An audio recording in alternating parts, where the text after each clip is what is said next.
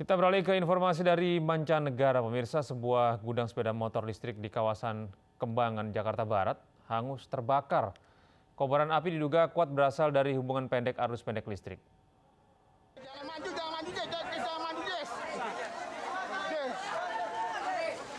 Kobaran api dan asap tebal membumbung tinggi di lokasi kebakaran yang meludeskan sebuah gudang sepeda motor listrik di Jalan Haji Thohir, Meruya Utara, Kembangan, Jakarta Barat. Kobaran api dengan cepat menghanguskan ratusan sepeda motor listrik yang berada di dalam gudang. Diduga kobaran api berasal dari hubungan pendek arus listrik. Petugas damkar dibantu warga berupaya memadamkan kobaran api. Sempitnya akses jalan membuat petugas sempat kesulitan menjangkau titik api. Jadi tempat apa sih, Pak? Gudang motor. Motor listrik. Motor, ya. Motor listrik. Jenis apa, Pak, motornya? Migo. Selamat semua, Pak. Ya, selamat sih. Api diduga dari apa, Pak? Kurang tahu ya. Saya tadi udah tahu udah ngebul gitu. Setelah menerjunkan 11 unit mobil pemadam kebakaran ke lokasi, petugas damkar akhirnya dapat melokalisir kobaran api. Tidak ada korban jiwa dalam peristiwa kebakaran hebat ini, lantaran sejumlah pekerja dapat menyelamatkan diri sebelum api membesar. Dari Jakarta, Miftahul Gani, iNews melaporkan. Kita kembali ke tanah air. Pemirsa, sebuah penyelenggara pernikahan di Kalimantan Tengah didenda jutaan rupiah oleh Satgas COVID-19. Karena pesta pernikahan mendatangkan banyak tamu dan melanggar protokol kesehatan.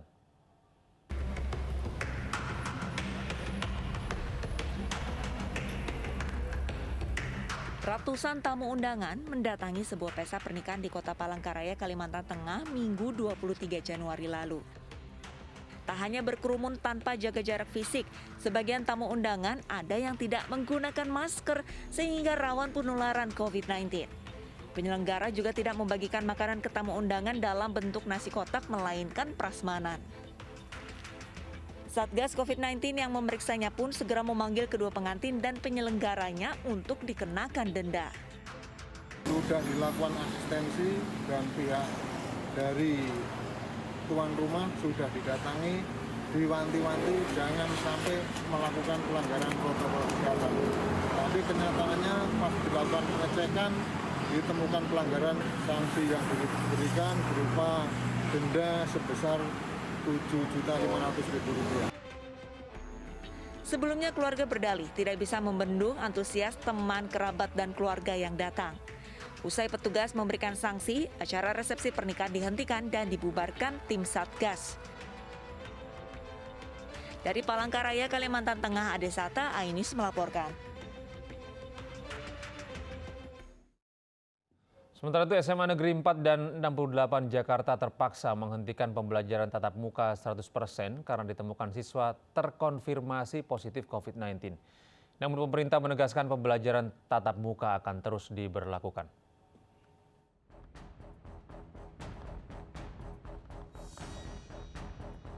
Pembelajaran tatap muka lanjutan di SMA Negeri 4 Jakarta yang rencananya akan digelar pada Senin pagi ternyata gagal dilakukan.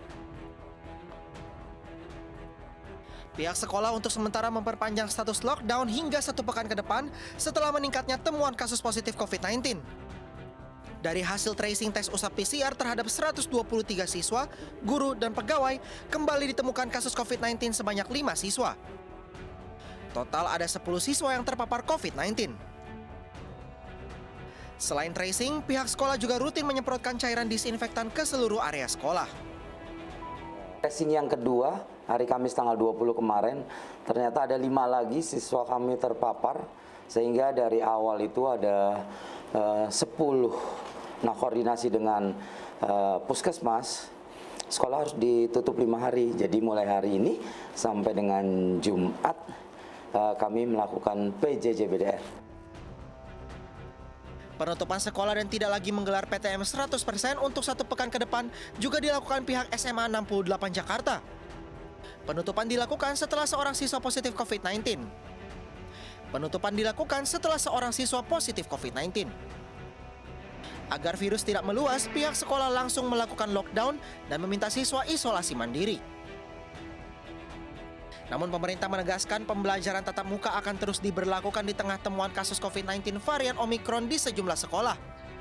Sampai hari ini tetap dilaksanakan, kalau ada hal-hal yang luar biasa akan diambil keputusan tersendiri. Jadi kita tidak ada rencana untuk menghentikan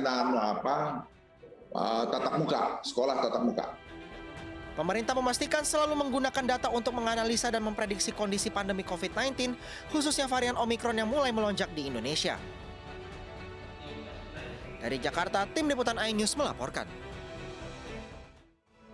Miami Heat meraih kemenangan atas Los Angeles Lakers dalam lanjutan musim reguler NBA. Kami akan hadir sesaat lagi dengan informasi dari dunia olahraga.